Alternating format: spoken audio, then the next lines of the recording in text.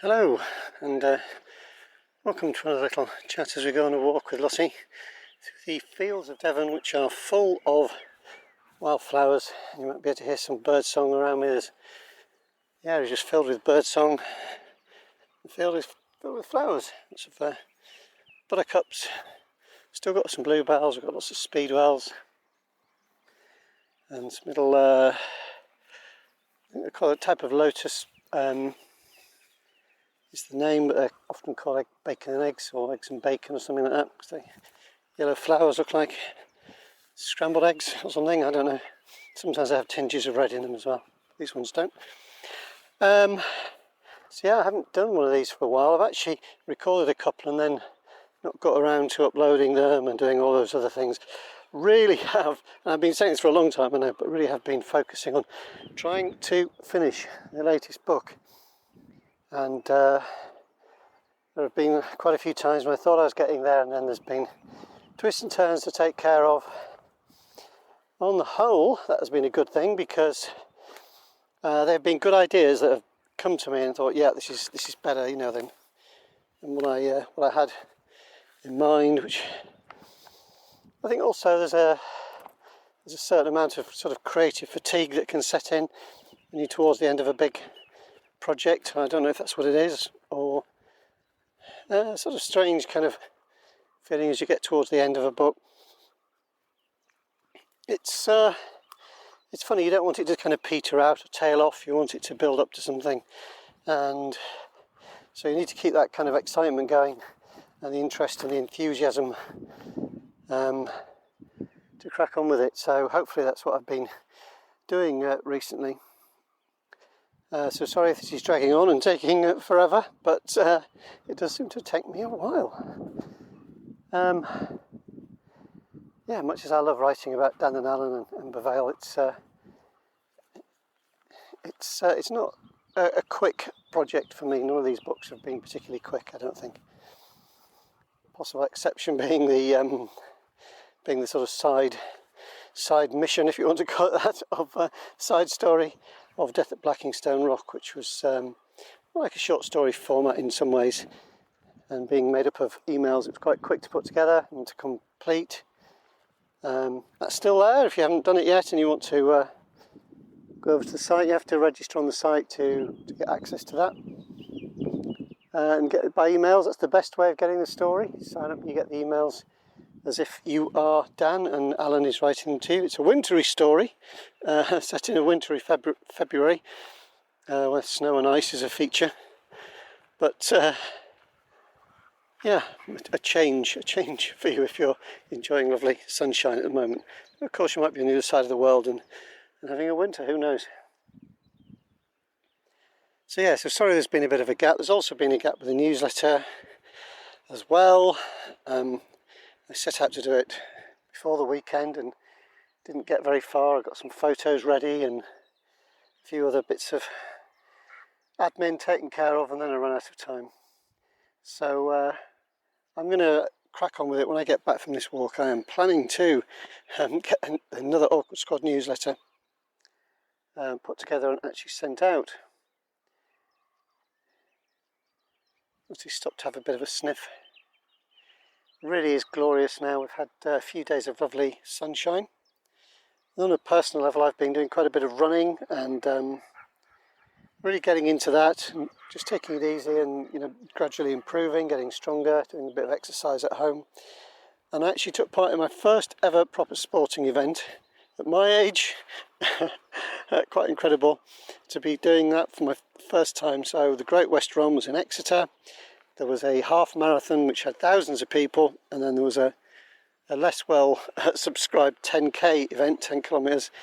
And I did that one because I'm not up to doing a half marathon just yet, which is 13.1 miles. I mean, maybe one day, in a few months' time, maybe I could work up to it. But I've never done anything like that before. So I've had a bib on my shirt, and you know, I got a medal at the end of it and a sense of achievement.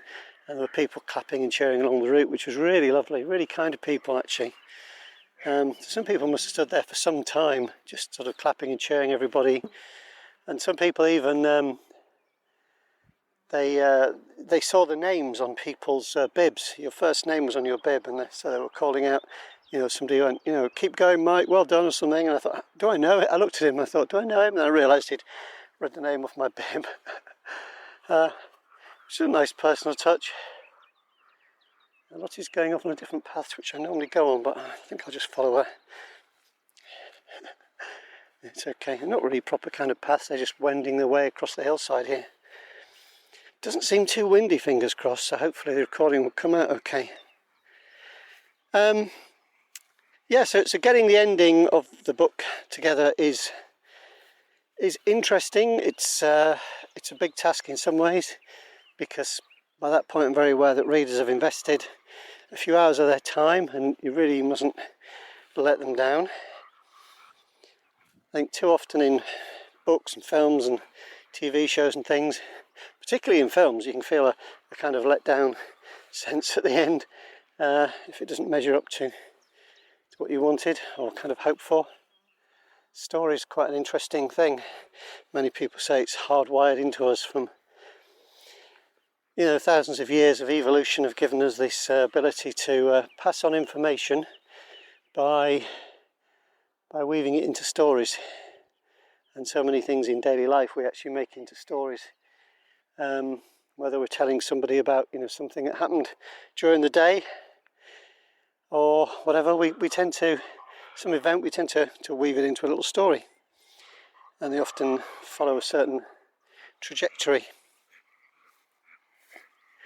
So yeah, I like to think about getting a bit of change in the characters. I think sort of subtle change as you go along is good. I don't like characters flip-flopping and sort of going from being absolutely evil to being wonderful, but people can redeem themselves, people can gradually get better. I think Dan has been becoming a kind of better human being as he goes along. Maybe Alan has been becoming a bit more dynamic as he picks up on some of Dan's enthusiasm and energy for things. So as they sort of grow together in their friendship and in their adventures together, they kind of have a bit of an influence on each other, and I think that's kind of what happens. If you're lucky enough to have a good friend, you kind of help each other out in some ways that are sometimes indefinable. You don't realise at the time until perhaps later, or years later, you look back and think, well, we got each other through that, whatever. Which is nice. Somebody, I think it was in an email, and also I must apologise for being so behind my email. I'm kind of wondering what to do about it now. I need to tackle some responses, because I do like to reply to them all, and I try to do it more often because I really enjoy your emails and reading them, but it's just that thing at the end of the day, when I've got a bit frazzled with writing, and I need a break from it. I need a break from the desk and the keyboard and from stringing words together, to be honest, because if I have a good day and I put a few thousand words into the book, it kind of makes you go a bit fuzzy, I think, when you've been working hard at it. But that's excuses, and I should be better at it. I should be better at my time management. I'm a person who kind of gets carried away with things, so if I'm getting stuck into my writing, I will look up and think, oh, I'm kind of late for lunch, or I haven't walked the dog, or whatever. So yes, sorry for being waiting for a reply. I will try and get to you with some comment, just so you know that you're appreciated. And I should be glad when this book is finished its first draft. I should be very pleased when that day comes, because it has been a long haul.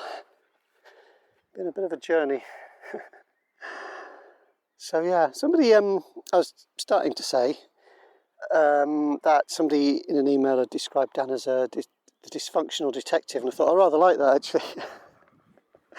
I don't know if I could use it as branding, because I've always kind of seen through to the good side of Dan. I always thought that he's he's had a strange life and had some strains on him, and I think it's not always healthy to get everything you want at a younger age, and he had become a bit spoiled by what he'd got. Yeah, he'd worked very hard, but he'd lived in a sort of slightly odd, rarefied atmosphere, you know, with dealing with these high-flying city types who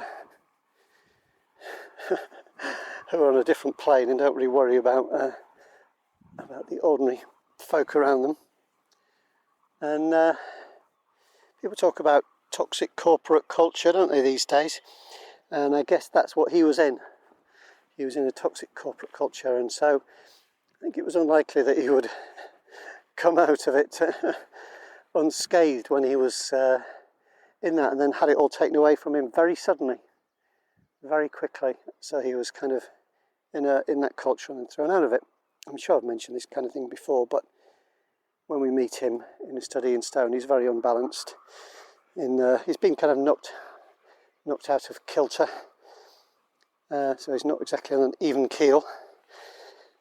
So, yeah, he is still a little bit dysfunctional in some ways, I think. He doesn't always stop and think, but then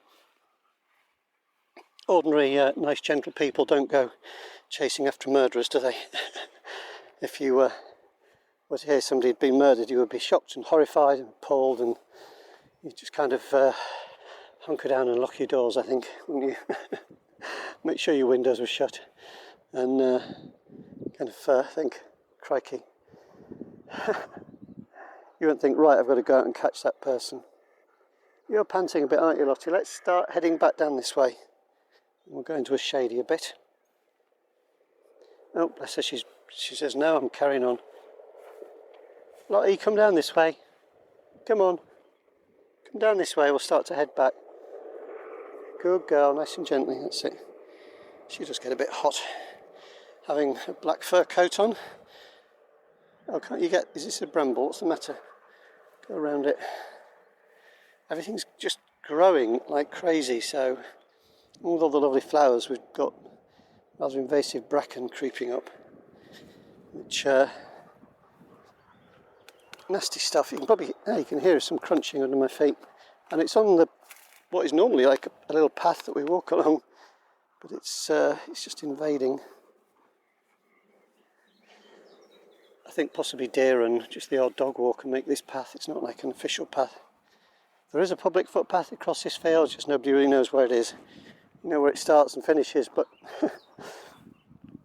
it's not actually used for anything.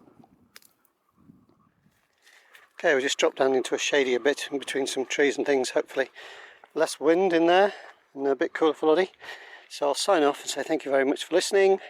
Huge thank you to everyone who has rated and reviewed the books and bought the books, or told their friends about them, or requested them at their local library, which some people have done with both ebooks, paperbacks, and the audiobooks that are out. Can all be done at libraries, can be borrowed at libraries. I think that's very important. That's great. So special massive thank you to people who sent me a mug of tea via the coffee.com site. There's a button on my website if you wanted to know more about that, and then recent supporters I usually put in the newsletter list, just list the first names of people who've been kind and supported me. You can also send a cup of tea every month if you wish to do it that way, so that you don't forget, but that's totally up to you, and it's always appreciated either way, whatever amount you can spare. It's very kind of people and very encouraging, and it does all help just to defray some of the costs of producing books, paying for things like websites and newsletters, systems and so on. So that's all great. And yeah, really big thank you just for reading the books as well, and I'm really glad that people are enjoying them. Surely it can't be too long before this book is out. I will endeavour to get it out as soon as possible. So I'll record another chat soon, and hopefully next week. Thank you very much for coming along with me and Lottie today. And I'll say goodbye, take care and happy reading. Bye.